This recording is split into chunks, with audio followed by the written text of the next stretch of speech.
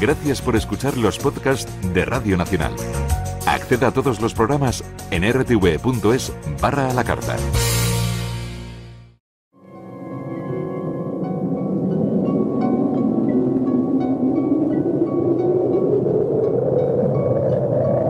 Solo cuando el túnel está en la más absoluta oscuridad es cuando puede volver otra vez la luz.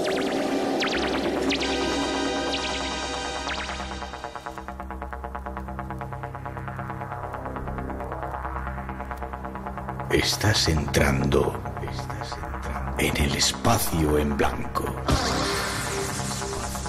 Una puerta a nuevas dimensiones de la existencia. Una nueva perspectiva sobre la realidad. Espacio en blanco.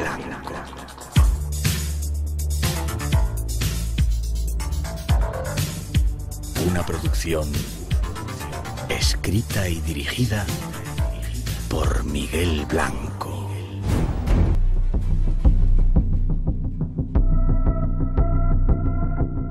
El tema que esta noche vamos a tratar es controvertido. En torno a él, ya desde el siglo pasado, se han vertido multitud de teorías, hipótesis, falsas pruebas. En todo este tiempo han corrido ríos de tinta, cientos de libros, millones de horas en charlas y conferencias. Lo haremos porque para muchos ha llegado ya el momento de entender nuestros destinos. Debemos ir hacia los cielos para volver con certezas. Así que si estás preparado, comenzamos. Lo que vamos a tratar esta noche, para el que ya os avisamos, se necesita tener una mente abierta. Y nos vamos hasta Valencia, creo, para saludar a nuestro primer invitado, Serrar García. Buenas noches, Serrar. Buenas noches, ¿qué tal? ¿Cómo estamos? Estás en Valencia, ¿no? Sí, ahora mismo sí. ¿Te ha gustado la introducción? Me ha parecido fantástica, quitando solamente un pequeño detalle. No es la respuesta definitiva, aunque sea la única respuesta que tenemos. Más o menos sería por fin una respuesta. Después de tantísimos años, ya era hora de darle esa respuesta. Quitamos la respuesta definitiva y ponemos por fin una respuesta y dejamos un interrogante ahí. Investigador, llevas tiempo detrás de este tipo de fenómenos. Haces también un programa que se llama Enigmas al Descubierto. Y hay que decir que hay que prepararse hoy, ¿verdad?, para tratar de entender todo lo que nos quieres contar. O estás absolutamente zumbado. Es uno de esos temas que a veces tratamos en el programa con gente que de repente surge, como has surgido tú de ahí, de ese espacio sideral. O eres un genio o estás absolutamente loco. Pues, ¿qué quieres que te diga, Miguel? Yo creo que esto era algo que tarde o temprano iba a salir a la luz. Tenemos que quitarnos esa venda de los ojos que tenemos con el mal llamado fenómeno ovni y, sobre todo, ver más allá de esas cuestiones que siempre nos hemos planteado de si son naves espaciales, de dónde vendrán y demás, porque no tenemos evidencia alguna. Esto, más que nada, era un poquito de investigación y desaprender, que es lo que hace falta con el fenómeno ovni, ¿no? Desaprender todo lo que queríamos saber y empezar a darle este enfoque que yo creo que es necesario. Vale. Seguramente este es uno de los temas que o nos van a hacer pensar o nos vais a llamar locos, pero sí os pedimos que pongáis un poquito de vuestra parte para tratar de entender este fenómeno del cual a mí ya no me gustaba hablar porque nunca se avanza nada. Vamos a ver si contigo, Serrar, esta noche damos unos cuantos pasos más hacia la comprensión. 2:14, 1:14 en las Islas Canarias. Vamos con la primera introducción que os ofrecemos. A uno de los misterios más intrigantes de los últimos siglos. Nos referimos a los ovnis. Un turbio asunto en el que se mezclan mentiras oficiales, ocultamientos, leyendas y verdades a medias. Ovnis o entidades biológicas extraterrestres. Dejemos que sea nuestro invitado quien nos guíe por este extraño camino en el que nos adentramos. Esa es la pregunta que os hacemos en Twitter esta noche para que participéis en esa encuesta que estamos lanzando. Si habéis tenido algún tipo de experiencia, habéis visto algún ovni o habéis tenido algún tipo de más cercana de experiencia. Gerard, vamos a tratar de centrar un poco el asunto. ¿Cómo empezasteis a investigar en esta historia? He leído en el libro que desde pequeñito veía los programas de Fernando Jiménez del Oso, ¿verdad? Exactamente, claro. Yo creo que ¿quién no ha nacido con un libro debajo del brazo? Y precisamente si eres amante de la ufología, como no, del gran Fernando Jiménez del Oso. Sí, señor, sí, señor. Y bueno, te interesó el tema y os pusisteis a... ¿Cómo es el método? Te hago la pregunta de otra manera. ¿Cómo es el método de investigación que habéis llevado para llegar a esa supuesta respuesta? Bueno, pues después de décadas hablando siempre de lo mismo, estos platillos volantes y extraterrestres antropomorfos, constructores de pirámides, pues claro, seguía sin tener, ¿no?, esa evidencia de estos típicos pasajeros o viajeros del espacio. Sin embargo, en la criptozoología esto es muy interesante porque se habla de bestias atmosféricas. Y ahí fue cuando empecé a ir tirando un poquito del hilo hasta llegar a la doctora Maggie Aderin-Pocock, de la Agencia Espacial Europea, ni más ni menos, no estamos hablando de un youtuber o de un blogger, donde daba la posibilidad de la existencia en nuestras altas capas de la atmósfera pues de una especie de forma de vida gelatinosa, transparente, bioluminiscente, incluso con un tamaño pues como 2 campos de fútbol. Y ahí es cuando empiezas a pensar un poco, ¿no?, empiezas a indagar un poquito más y te das cuenta que llevas toda la vida pensando en platillos volantes y ahora parecía que no eran naves espaciales sino seres vivos. Había que romper, ¿no?, digamos, ese paradigma de ovni igual a nave espacial si realmente querías llegar a alguna conclusión firme y avanzar, ¿no?, con ese mal llamado fenómeno ovni. Y ahí es cuando, digamos, empieza toda esta investigación. Ya has adelantado casi lo que queríamos dejar para el final, esas entidades biológicas, pero bueno, ya lo has situado. ¿Y cómo empiezas a investigar? ¿A través de fotografías de la NASA? En un principio, claro, empiezas a ir muy poquito a poco, ¿no?, hasta que te das cuenta que si quieres hablar de ciencia, tienes que tirar de la ciencia pues más dogmática. En este caso, ¿quién era? NASA, obviamente. NASA o cualquier otra agencia espacial, me daba igual de qué parte del mundo, aunque soy de los que piensan que NASA es la que más o menos parte el bacalao y todo pasa por ese filtro. Ahí es cuando, claro, te das cuenta, ¿no?, de que hay muchas fotografías de NASA, fotografías de oficiales, digamos, claro, todas son oficiales, las podéis encontrar en el JPL de NASA, las podéis hacer en descargas masivas, y te das cuenta que hay una serie de incidencias muy extrañas. Según como os decía con la doctora Maggie Aderin-Pocock, te das cuenta que también está Joseph Round, que es un científico de California, donde habla de la posibilidad también de estas formas de vida, algún vídeo que otro, pero claro, los vídeos que puedes ver siempre te escaman un poquito porque no son oficiales, no son ese dogma, ¿no?, de la ciencia. Pero si observas, por ejemplo, la misión STS-75 de NASA, de entre tantas, porque son varias, podemos observar estas formas de vida, porque obviamente son formas de vida. NASA nos dice, por ejemplo, que son bloques de hielo. Pero es que, claro, esas filmaciones se hacen con una cámara ultravioleta y, curiosamente, esos bloques de hielo se comportan de manera extraña, parecen parpadear, tienen una especie de movimiento un poco extraño y la verdad os recomiendo muchísimo que echéis un vistazo sobre todo a la misión STS-75 porque ahí vais a poder ver, por ejemplo, ni más ni menos lo que son seres vivos. Vale. En las fotografías de la NASA, esas que están ahí, que no ocultan, se pueden ver esas extrañas entidades de las cuales luego vamos a tratar de sacar conclusiones. Ese es el primer punto que queríamos reflejar. 2:18, 1:18 en las Islas Canarias. Seguimos adelante. Espacio en blanco. Un viaje por nuevos universos a la búsqueda de respuestas. Con Miguel Blanco.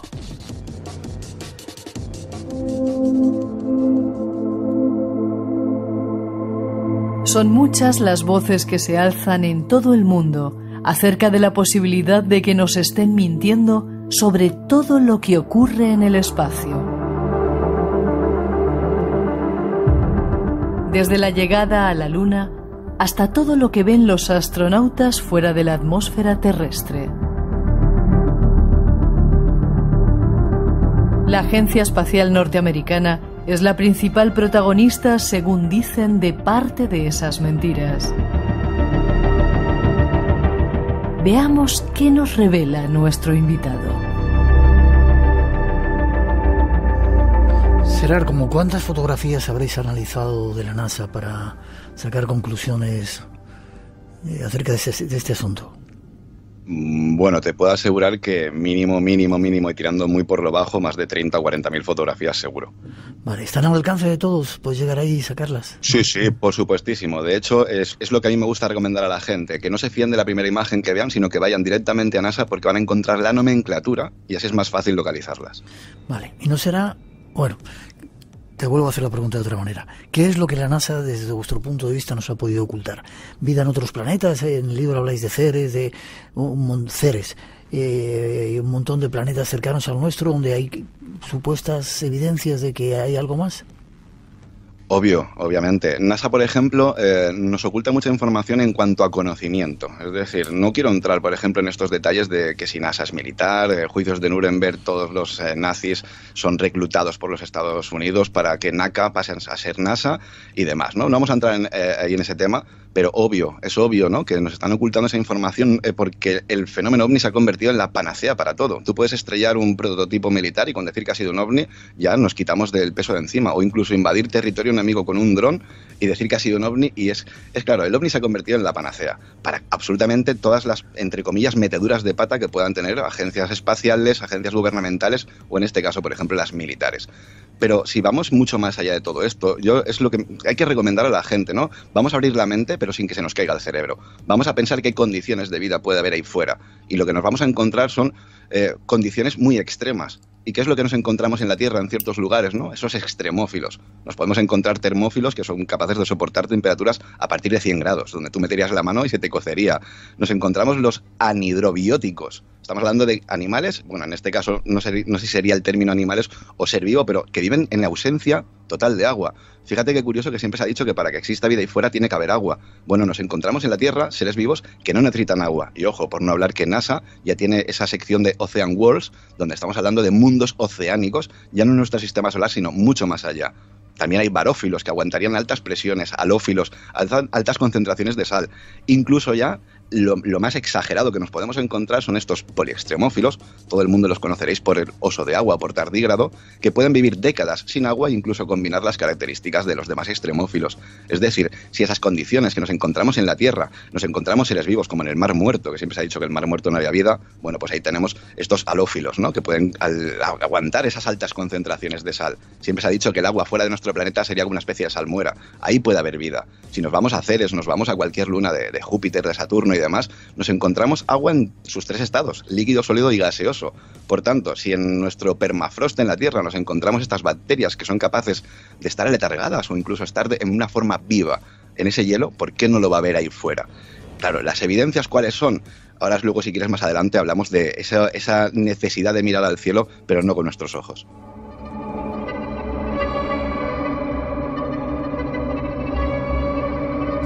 Toda esa serie de seres vivos los habéis localizado en fotografías que la NASA ha ido haciendo o con el Hubble, con toda esa serie de instrumentos que tenemos ahora para observar el espacio. Bueno, mira, por ejemplo, nos encontramos las sondas SOHO que apuntan al Sol y demás, y hay una serie de imágenes. Claro, aquí tenemos que ir con mucho cuidado, pero vamos a volver otra vez a intentar abrir la mente para ver si todo nos encaja. En las ondas SOHO nos encontramos algún vídeo que otro, alguna filmación, donde se ve que se acerca una especie de esfera y lanza alguna especie de pseudópodo hacia el Sol, como captando energía. Qué curioso, Miguel, que llevamos toda la vida viendo estos ovnis en lugares de poder, en esas líneas Kármán, líneas Ley, esos sitios donde la Tierra emana energía.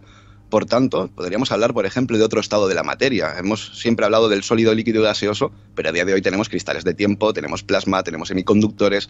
Nos encontramos también en nuestro propio planeta una planta, la Yimpi Yimpi, por ejemplo, en Australia, que combina el carbono con el sílice. Es que cada día estamos aprendiendo muchísimas cosas y dándonos cuenta que hay muchos paradigmas con este fenómeno ovni extraterrestre que deberíamos empezar ya a quitárnoslo de encima. En fotografías de NASA, Miguel, nos podemos encontrar auténticas barbaridades, porque son auténticas barbaridades, como lo que sería un cubo perfectamente, un cubo con todas sus aristas. Nos podemos encontrar rocas como que parece que se mueven. Y uno dirá, ¿pero cómo se va a mover una roca?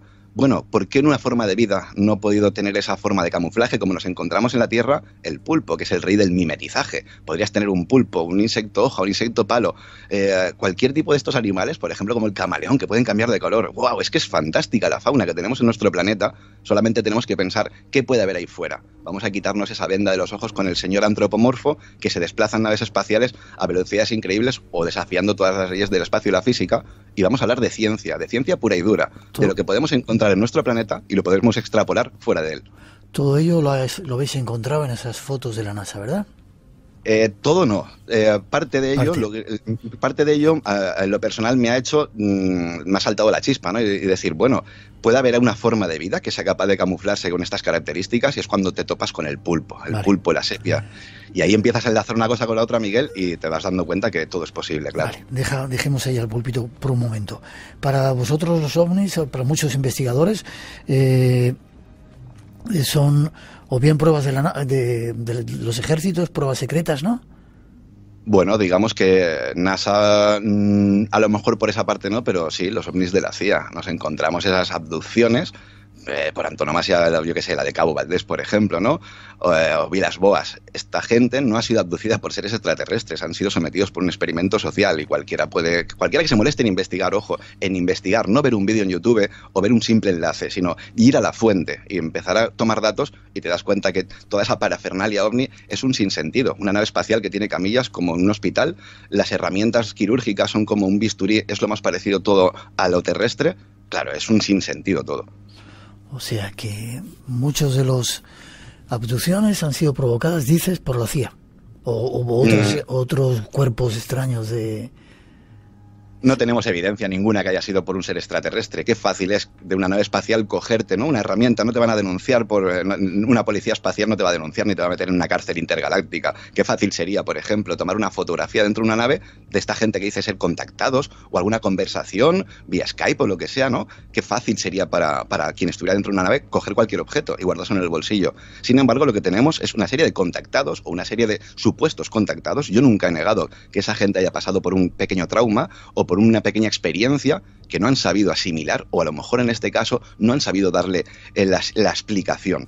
No sé lo que le ha podido pasar, pero obviamente no tenemos evidencia ninguna, Miguel, a día de hoy, que estemos siendo contactados por seres extraterrestres, antropomorfos. 2:27, 1:27 de las Islas Canarias. Hasta aquí esta parte de locuras que está vertiendo nuestro invitado. Hay más, ya veréis. Seguimos adelante.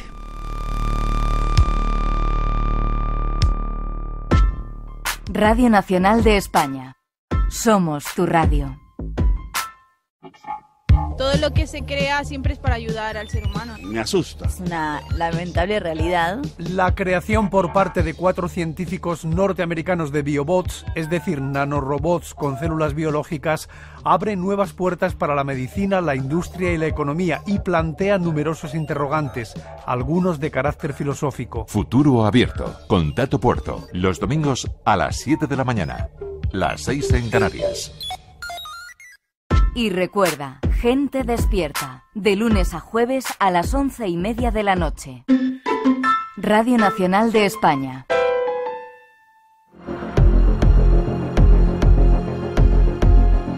Existe una nueva rama de la ciencia llamada astrobiología, que se ha lanzado en el universo a descubrir más posibilidades de vida como la nuestra. En los albores del siglo XX, nuestra galaxia, la Vía Láctea, era todo el universo que conocíamos. Pero ahora vivimos en la edad de oro de los descubrimientos cósmicos. Los telescopios están expandiendo nuestro conocimiento. Más grandes que nunca y conectados en inmensas redes en la Tierra y en el espacio, están desvelando secretos que no dejan de asombrarnos. Nos muestran los planetas de nuestro sistema solar con increíble detalle. Los majestuosos anillos de Saturno y las nubes tormentosas que cubren la superficie de Júpiter. Pero mucho más allá de nuestro sistema solar, estamos descubriendo exoplanetas que orbitan alrededor de otros soles. Y más allá de nuestra galaxia, 100.000 millones de galaxias más. Como Andrómeda, el Sombrero y el Torbellino. Cada una de ellas está formada por cientos de miles de millones de estrellas. Hemos descubierto agujeros negros supermasivos en el centro de muchas galaxias, incluida la nuestra. Hemos visto supernovas, estrellas que estallan a millones de años luz, provocando ondas de gas supercaliente que se expanden a más de 900.000 kilómetros por hora. Y en lo más profundo de nubes de gas y polvo, que se elevan a billones de kilómetros de altura, podemos atisbar el nacimiento de nuevas estrellas.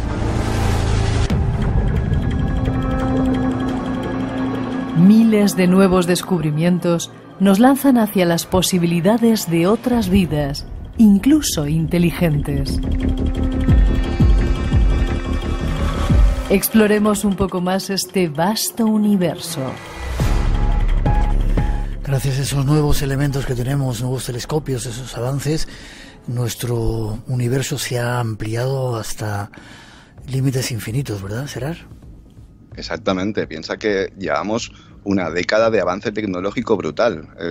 Por cada día que pasa hay un avance tecnológico nuevo, y donde antes podíamos poner, por ejemplo, una sonda orbitando cualquier astro en nuestro sistema solar, ahora tenemos incluso las sondas Viking, que van mucho más allá. Que, por cierto, eso de poner un disco y demás, no me veo un extraterrestre pinchando un disco, ¿no? Son esas incoherencias que nos encontramos. Pero sí, Miguel, gracias a Dios, cada día avanzamos muchísimo más en la tecnología, que nos muestra lo inmensamente minúsculos que somos en nuestro universo y lo poco que sabemos realmente de lo que hay fuera. Es increíble cómo se va ampliando todo, ¿no? Y dentro de esa ampliación se pueden dar casos de cantidad de formas de vida que no tienen por qué ser todas antropomorfas como tenemos la idea nosotros, ¿no? Exacto, exactamente, Miguel. Es que ese es el concepto que tenemos equivocado, que porque exista vida ahí fuera tiene que ser igual a nosotros. Si nuestro propio planeta, lo más parecido que a nosotros puede ser un simio, y tampoco sería lo más parecido, ¿no? Digamos que no hay raza humana, no hay razas humanas, somos solamente una raza, no hay diferentes humanos. Entonces, pensar que ahí fuera tiene que haber también un señor como nosotros y que sea capaz de contactar con nosotros, incluso de tener esa capacidad de estar en nuestro planeta y que no le afecte, por ejemplo, el oxígeno, que podría ser perfectamente un veneno. Que no se nos olvide que el oxígeno produce la oxidación, ¿no? Para los metales. Entonces, pensar que algo que venga de ahí fuera tiene que ser igual a ti. Vamos a intentar hablar de ciencia, vamos a quitarnos esa ciencia ficción, esas 6 décadas que llevamos con el fenómeno del platillo volante, y vamos a hablar de las posibilidades de vida ahí fuera, porque no podemos negar que en ese vasto universo, ya no la ecuación Drake, es que por matemática y estadística pura, tienen que haber infinitos Miguel Blanco y Serach García ahora mismo hablando en un Skype también de todo esto, porque se supone que el universo es infinito. Ahora, se supone porque no le hemos encontrado ni el principio ni el fin. Hablamos siempre de teorías, teoría del Big Bang, teoría de esto, teoría de la otro, pero no hablamos de leyes. Sin embargo, con el tema de la entidad biológica extraterrestre, es una ley, se cumple porque son las mismas condiciones. Y de hecho, ahora luego más adelante hablaremos de lo importante que es mirar el cielo con otra visión que no sea la nuestra. Lo vamos a hacer dentro de un momentito. ¿Quieres decir con esto que nos han metido o nos han imbuido una idea para que todo lo que veamos en el cielo sean esos ovnis, objetos volantes no identificados, aparentemente con señores que vienen con una llave inglesa y de repente aquí se ponen a apretar cuando... Por supuesto. ¿Y quién ha hecho eso? ¿Quién ha pretendido hacer eso? Grandes agencias militares, porque todo lo que sea un prototipo militar, como te comentaba antes, y se estrella o cualquier cosita, como pasó en Roswell, por ejemplo, es más fácil encubrirlo todo con el fenómeno OVNI. La gente no va a pensar que tú tienes ahí armamento nuevo o eres capaz de tener un medio de transporte que viole todas las leyes del espacio y la física. Por tanto, obviamente, con total de decir que ha sido un OVNI, es la panacea para todo. Ya. ¿Qué más te cuento?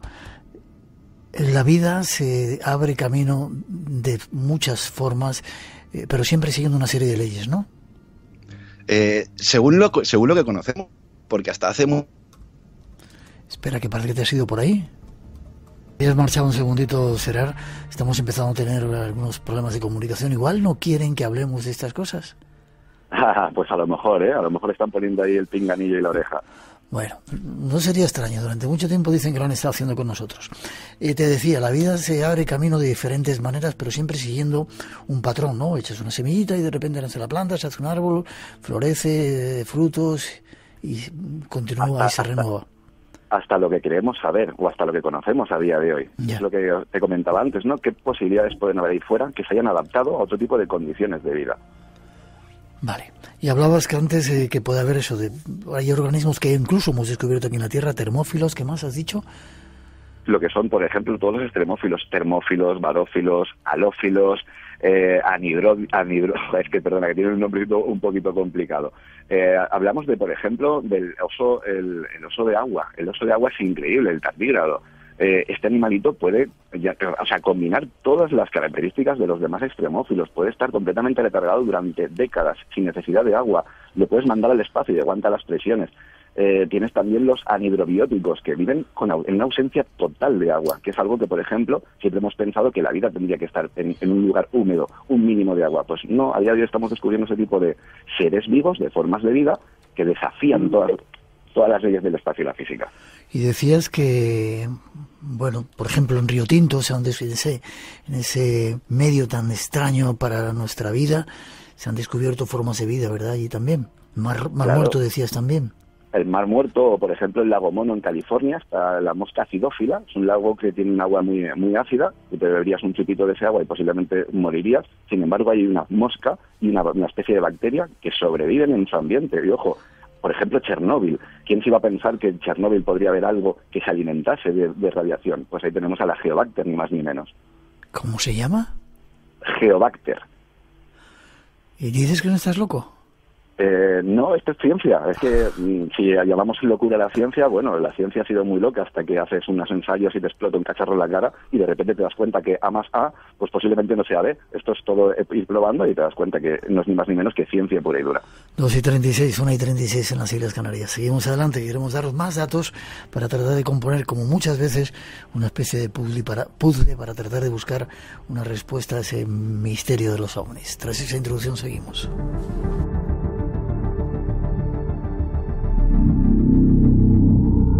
Hoy ya sabemos por la ciencia que el ojo humano no es capaz de ver todo lo que existe.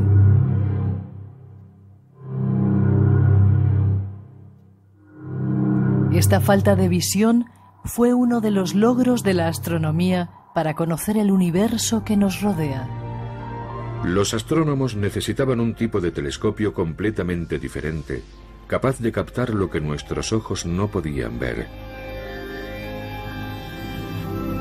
Más allá de la luz visible están los rayos del espectro electromagnético que nuestros ojos no pueden percibir. Rayos gamma, rayos X, ondas de radio, microondas.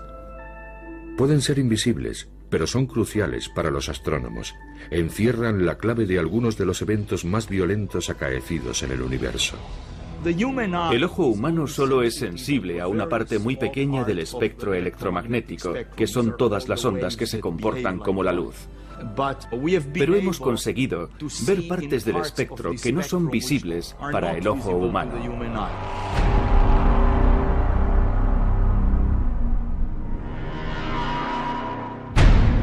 ¿Acaso la respuesta al misterio está en esa parte del espectro que no es visible a los ojos humanos?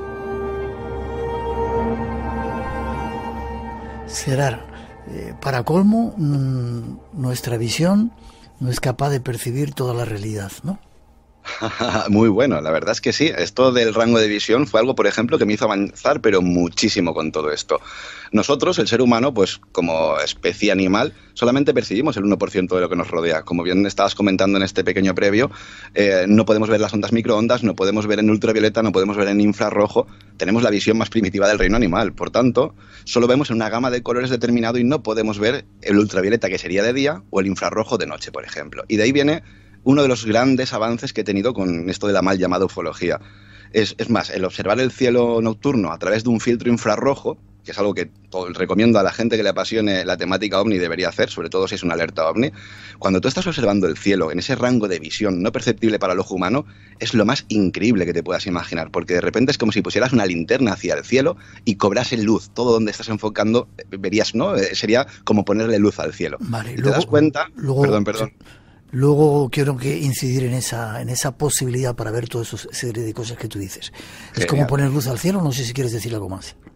No, básicamente eso, que observar el cielo en este rango de visión no perceptible al ojo humano es que es increíble, ¿no? Porque de repente te das cuenta que algo que no puedes ver a simple vista, de hecho ni con unos prismáticos llegas a alcanzar a verlo, lo tienes circulando por encima de tus cabezas gracias a través, por ejemplo, de observar el cielo mediante algún filtro infrarrojo, si es de noche, o por ejemplo también con visores nocturnos de estos de caza, o una cámara típica de toda la vida, la Sony Handycam, que tú podías meterle el night shot, que luego lo caparon para no poder ver tantísimo como se veía. El observar el cielo así es una pasada, Miguel, porque de hecho te he mandado algún que otro vídeo, y ver esas esferitas como están por ahí pululando es cuando empiezas a coger, ¿no?, un poquito, es más, mira, fíjate, un ejemplo muy sencillo.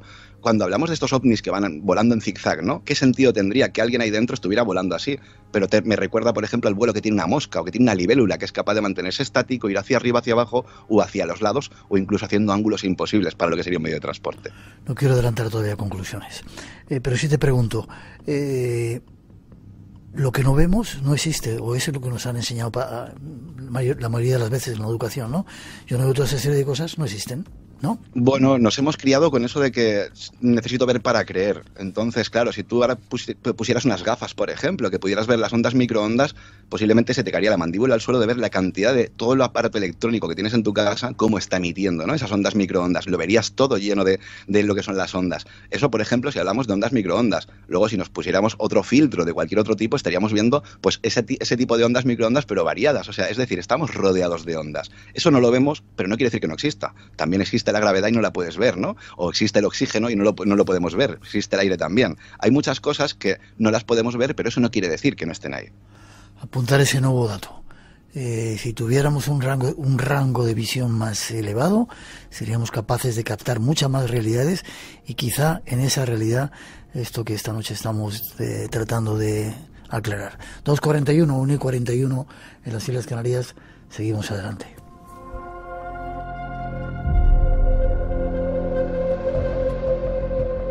Son muchas las cosas que se pueden ver en los cielos y que incluso caen desde él. Algunas de ellas se asemejan a extraños seres, otras a apariciones celestiales. Muchas personas en el mundo han reportado el avistamiento de figuras sagradas en las nubes. Hay cientos de fotografías que muestran a Jesucristo, la Virgen María y divinidades semejantes. Sin embargo, una de estas formaciones llamó profundamente la atención de muchas personas. Se trata de una nube de color rosa que se formó en el cielo de la Florida, en Estados Unidos, unas horas después de que se anunciara la elección del nuevo Papa en el Vaticano. La nube rosa tiene forma de ángel, de eso no hay duda. En lo que sí no hay acuerdo es en el significado de la misma. Los creyentes vieron en esta figura un mensaje divino de aprobación por la elección del nuevo Papa. Los científicos, por su parte, recalcaron que las nubes toman formas caprichosas y son las personas quienes les otorgan el significado que desean. ¿Señales en los cielos? Ahondemos algo más en este misterio. Un capítulo más de las visiones de los ovnis. Desde el inicio de la historia son esas extrañas figuras que a veces aparecen, apariciones de la Virgen, etcétera, etcétera. ¿Cómo contemplas tú este asunto?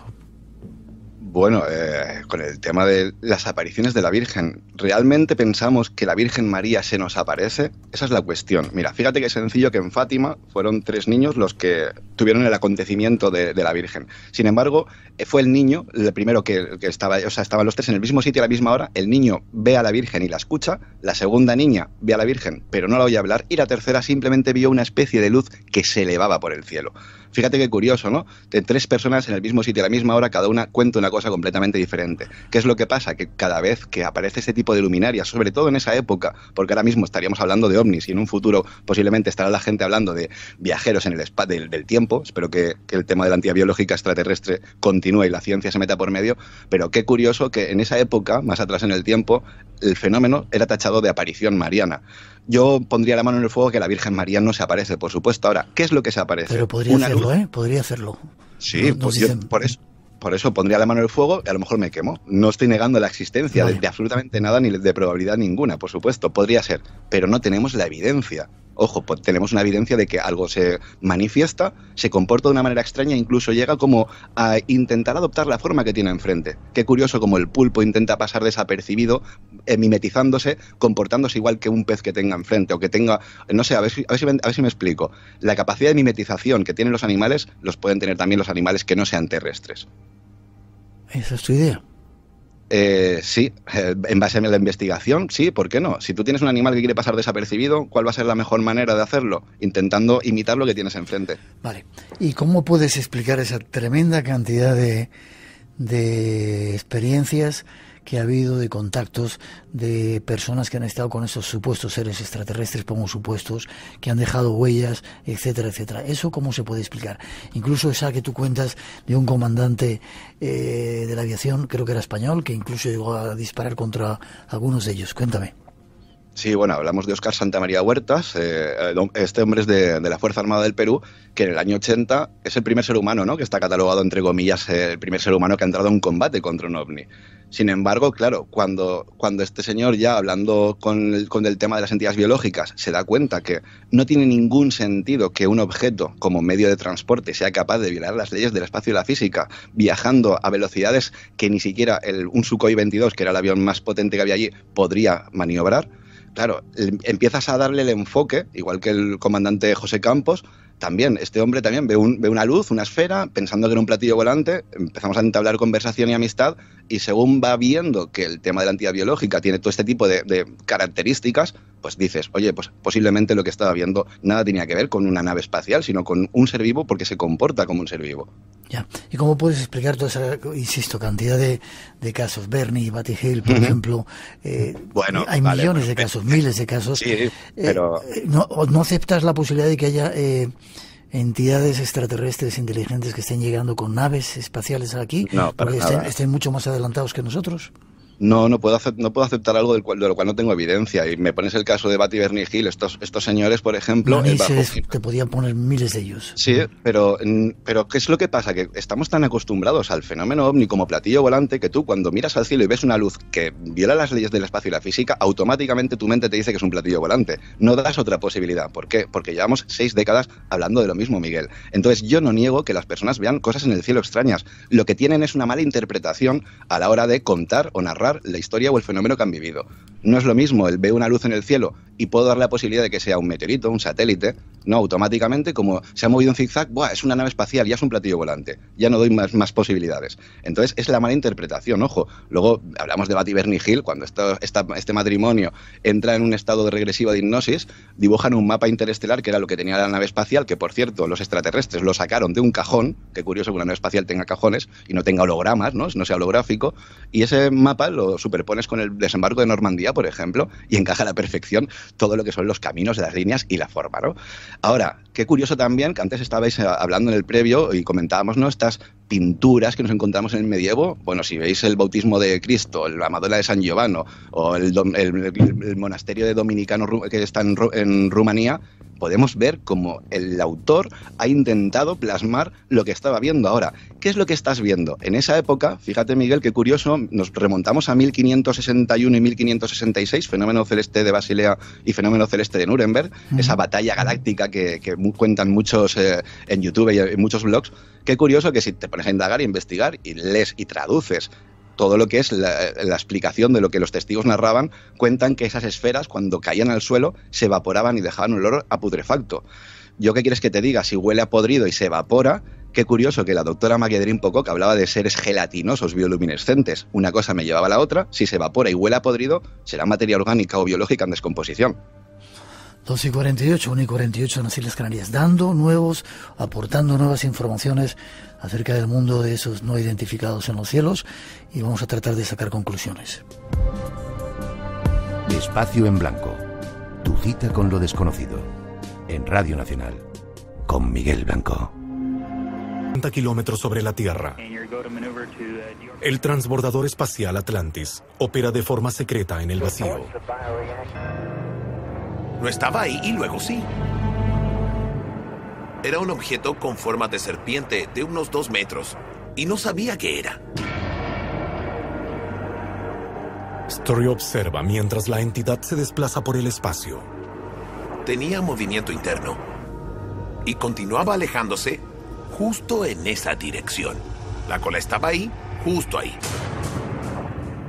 El extraño objeto que se retuerce alarma también a la NASA. ¿Qué podría ser ese extraño objeto que parece acompañar a la misión espacial? Busquemos algunas respuestas. Para acercar un poco algunas pruebas esas ideas que tú tienes, Gerard, multitud de experiencias de astronautas que están viendo cosas raras, pero en esta concretamente dicen que como una serpiente que se movía de una manera extraña y que de repente desaparece.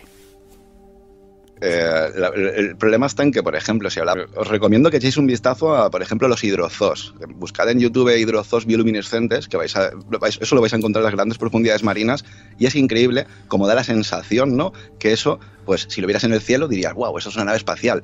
Y es increíble la cantidad de lucecitas que tiene. Tú a lo mejor lo que estás viendo es una parte de ese ser vivo, no todo. ¿Por qué? Porque solamente está iluminando una parte de su cuerpo. Por tanto, el que lo tengas ahí, perfecto. Ahora, qué curioso que en este previo se estaba hablando del espectro infrarrojo, ¿no?, que esa visión que no tiene el ser humano, y a través de un filtro o de un visor lo podemos comprobar. Eso estaba ahí, pero es que eso está ahí siempre, Miguel. El problema está en que cuando tú miras ese tipo de luces, o cuando tú estás en un avión y de repente tienes una luminaria delante, automáticamente, si descartas que sea un avión, y una vez descartado todo, porque siempre hay que descartar y tenemos que tener la capacidad de raciocinio para no pensar que enseguida es un platillo volante, ¿no? Una vez descartado todo, obviamente si tú ves algo que emite luz o que refleja luz, vas a pensar que es metálico, galvanizado, metálico y demás. Obviamente en tu cabeza tienes ese objeto volador no identificado. Puede ser otra forma, ¿verdad? Exactamente. Vale, y eso quizá estamos a punto de terminar. Me estoy dando un poquito de prisa para tratar de sacar conclusiones. ¿Eso podía explicar eso de que de repente cuando estás viendo un ovni, en un momento desaparece, como si pasara a otra dimensión, que es lo que algunos estábamos planteando? ¿O simplemente deja de emitir luz. O sea, puede emitir esa luz a un rango visible al ojo humano, que es eso que vemos muchas veces en el cielo, pero cuando desaparece, no es que desaparezca, simplemente es como si apagas una bombilla. Y dejas de verlo. Y dejas de verlo, exactamente. Ojo, dejas de verlo en tu rango de visión. Si estuvieras con un filtro infrarrojo, con un visor infrarrojo, lo seguirías viendo.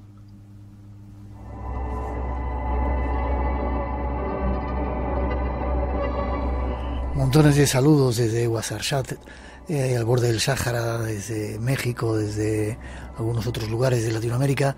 Te saludan y dicen que ha pasado hoy algo en Valencia en el cielo. He visto a las 12 una superluz grande, roja, naranja, muy extraña, y ha desaparecido en segundos. Pregunta si alguien más lo ha visto por la zona de Valencia. Casi terminando, Gerard, planteas que quizá lo que estemos viendo sean entidades biológicas extraterrestres que no podemos ver porque nuestro rango de visión no llega a ello. Hay una película que nos llamó la atención mucho a todos que se llamaba La llegada, que quiero que escuches. Necesitamos respuestas lo antes posible. ¿Qué quieren? ¿De dónde son?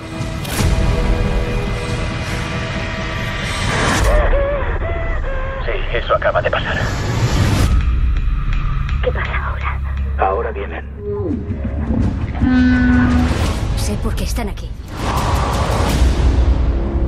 ¿Tú sabes por qué están aquí? Es la primera película. Bueno, La Guerra de los Mundos también mostraba unos bicharracos que parecían un poco un pulpo, ¿no? Pero es la primera película que muestra a esos seres extraterrestres como un pulpo, ¿verdad? Qué curioso. Aparentemente cercana a la idea que tú te estás tratando de darnos, ¿verdad? Bueno, y los Simpson, que se supone que son muy profetas, los extraterrestres como son dos pulpitos. Eso no lo había visto yo.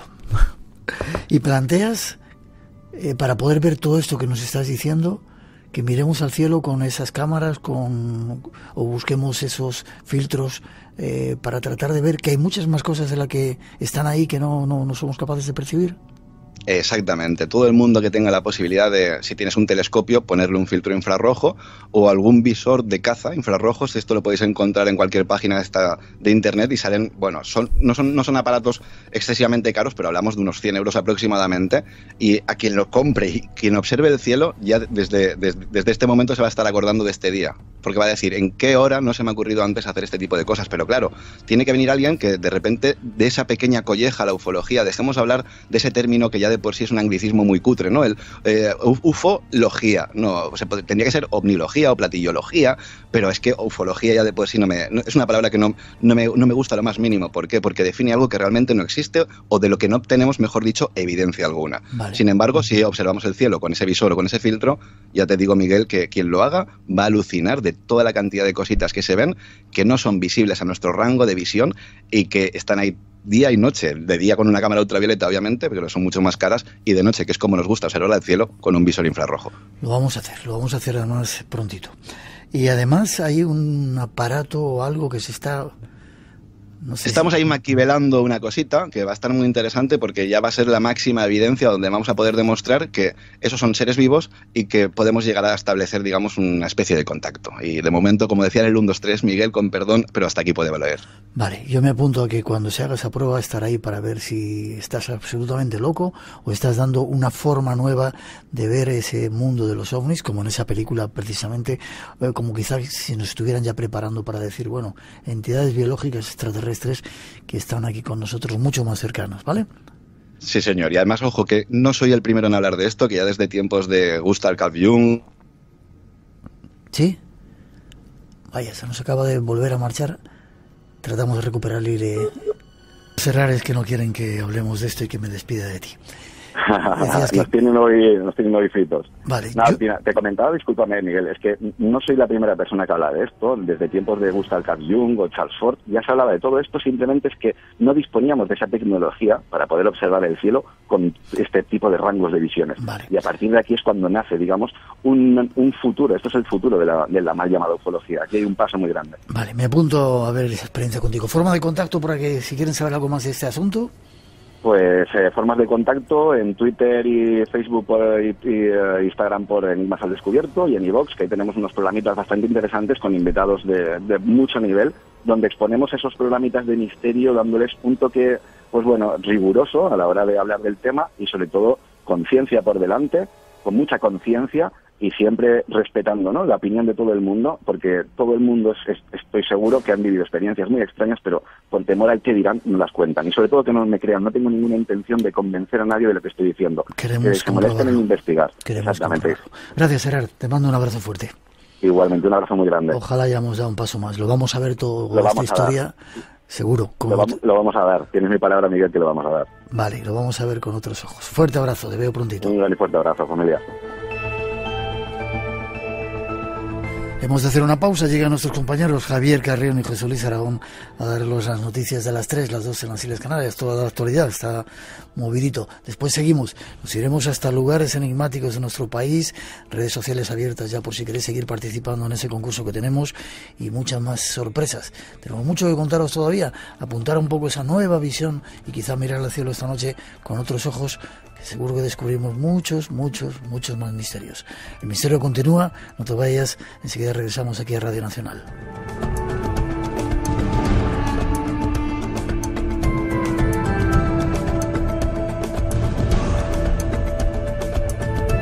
Espacio en Blanco. Buscamos respuestas a los misterios de los hombres y las mujeres del siglo XXI. En Radio Nacional de España, con Miguel Blanco.